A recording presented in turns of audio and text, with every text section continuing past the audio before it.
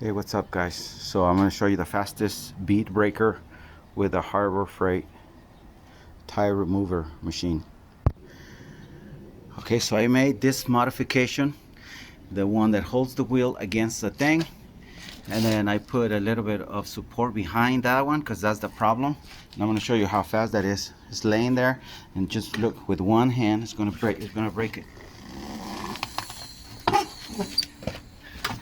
See, it's broken already. Alright, so I'm going to the other side now.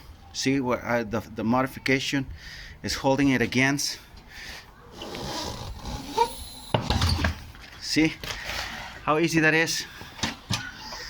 Beautiful modification. It's really no effort at all.